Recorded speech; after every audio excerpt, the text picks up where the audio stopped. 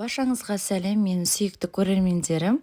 Бүгін сіздермен қазақ халқының ұлттық дәстүрлі тағамы болып есептелетін бешбармақты дайындайтын боламыз.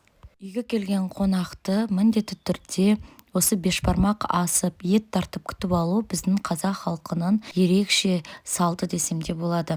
Сол үшін де әрбір қазақ міндетті түрде білу керек деп ойлаймын. Ең бірінші бізге өзіміздің қалаған үйде бар етті осылай жақсылап жуып бірнеше қайтара, одан кейін барып осы таза табақтың ішіне салып, үстіне су құйып, оттың астын жағып қайнатып аламыз. Негізі бешбармақ қой мен және жылқының етінен жасалса өте дәмді болып шығады деп білемін. Сол үшін де ет таңдаған кезде сол жақтарына мұқият етіңіз. Ал осы уақытта біз қамырын жаюға кірісейік. Бізге ең алдымен 650 грамм ұн керек. Жаңа таразының басында 100 грамм алынып қойғаннан кейін мен 750 грамм қылып алдым. Сіздер шатаспаңыздар. Одан кейін келесі бір ыдысқа 2 жұмыртқа Сібір категориясынан алсаңыздар болады. Одан кейін 210 грамм салқын су, 1 қасық тұз және де 30 грамм сұйық май құямыз. Енді біркелкі масса болу үшін бұл қоспаны шанышқымен жақсылап араластырып аламыз. Одан кейін алдын ала еленіп, дайын тұрған ұнымыздың үстіне құйып, жақсы бір қамыр илейміз. Жақсы қамырдың иленуі ұнға да байланысты болғандықтан мен жоғары сұрыптағы ұнды таңдадым.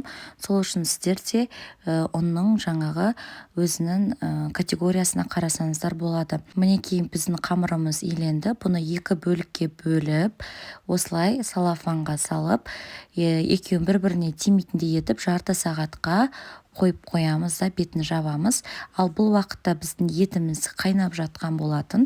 Енді бұның қақпағын ашып, қазымыз болса, қазымызды осылай зубочисткамен осылай тесіп қойсаңыздар болады. Егер де теспейтін болсаңыз, онда қазының ішіндегі майлары шығып, жыртылып кетуі мүмкін, соған мұқият етіңіздер. Одан соң дәміне қарай тұз саламыз. Ал бұл аралықта қамырымыз жарты сағат тұрды. Енді салафанның ішінен алып, қамырды тағы да осылай үстінен басып, тағы да бір жарты сағатқа қойып қоюымыз керек. Сонда қамырымыз эластичный болып, жақсы жайылатын болады. Сонда қамырымыздың жалпы тұруы 1 сағат болды.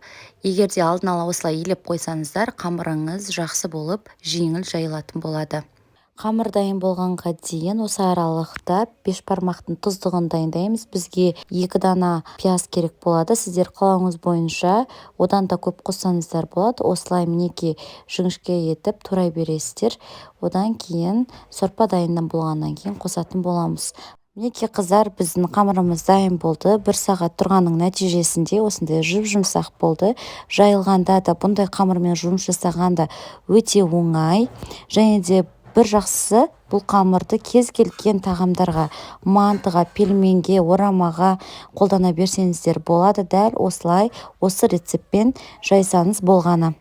Қамырдың жұқа әрі біркелкі болып жайылуы үшін алдымен оқтаудың оң жағынан бастап, сағаттың тілімен басып жая бересіздер. Және де қатты басудың қажеті жоқ, тек қана қолдың ұшымен ғана жайсаңыздар, қамырыңыз біркелкі әрі жұқа болып жайылады. Достар, осындай қазақша каналдың дамуына өздеріңіздің аз да болса үлестеріңізді қосып, лайк басып, пікір қалдырып, және де тіркелмеген болсаңыз тіркелулеріңізді сұраймын. Басқа достарыңызға, жақындарыңызға осы видеоны бөлісіп қойыңыздар. Мінекей қыздар, қамыр жұқа болып жайылды. Көріп тұрғандарыңыздай астындағы дастарханның суреті көрініп тұр. Негізі қамыр жұқа болған сайын онымен жасалған тамақта өте дәмді болып келеді. Жалпы бұл қамырдың рецептін қатыруға да болады. Оны келесі видеода сіздерге толығырақ көрсететін боламын. Қамырды толық жайып болғаннан кейін қамырларымыздың беті кеуіп кетпес үшін оның бетін орамалмен жауып қоямыз. Тұздықты дайындау үшін өз қалауларыңыз бойынша тұз және бұрыш салсаңыздар болады. Мен 1,5 қасық бұрыш және 1 қасық толы тұз салдым. Енді осы тұздыққа қайнап жатқан сорпамыздан 2-3 ожау салып, 1 рет бұрқытып қайнатып аламыз. Мінекей қыздар, біздің етіміз пісті. Енді осы етті жаймен табаққа түсіріп болғаннан кейін сорпамызды ішіндегі заттардан жаймен сүзіп аламыз да қамырын пісіруге дайындаймыз. Мінекей қыздар, мен қамыр қазір піскеннен кейін алуға жеңіл болсын деп бір қамырды 4 бөлікке бөліп қойдым. Сіздер бүтіндей немесе 2-ге бөліп пісірсеңіздер болады. Осылай мінекей 4 бөлігін бірден сорпа қайнағаннан кейін салып, бірден жақсылап пісіріп алсаңыздар болады. Қалай бір рет бұрқ етіп қайнайды, сол кезде жайманы ала қоясыздар. Егер одан көп ұстайтын болсаңыздар, жайма езіліп кетуі мүмкін. Ең маңызды айта кететіні қыздар, ет пісіп шыққаннан кейін міндетті түрде сорпасы азайып қалады. Сол кезде сіздер кипяток құйып, яғни қайнаған су құйып, сорпаның мөлшерін көбейтіп алыңыздар. Өйткені жайма көп суға піскенде өте жақсы піседі. Сонымен қатар сорпасының бәрін өзіне сіңіріп алады. Яғни соңында ішуге сорпа қалмай қалуы мүмкін. Сол үшін де сорпасын көбейтіп алсаңыздар жақсы болады.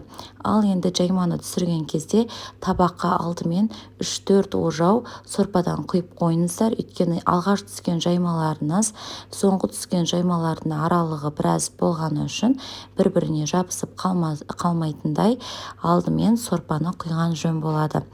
Мінекей қыздар, біздің жаймаларымыз осылай болып пісті. Өздеріңіз көріп тұрғандай, езілмей, жыртылмай, әдемі болып пісіп шықты. Ендігі кезекте үстіне жаңағы еттерімізді турап, әсемдеп, ортаға табаққа қойсақ болады. Және де соңында жасаған тұздығымызды алдымен ішіндегі сарымсақтарды ортаға қойып, ал соңынан ішіндегі суынан салып, барлық жерге жететіндей құйып шығамыз. Мінекей достар, бешбармақ өте дәмді болып шықты. Үй ішіндегі барлық адамдарға ұнады, рахметін айтып жатыр. Сіздер де жақын арада жасап көріңіздер. Сіздерге ас болсын. Ал егер де менің каналым ұнаса, лайк басып, комментарий жазуды ұмытпаңыздар.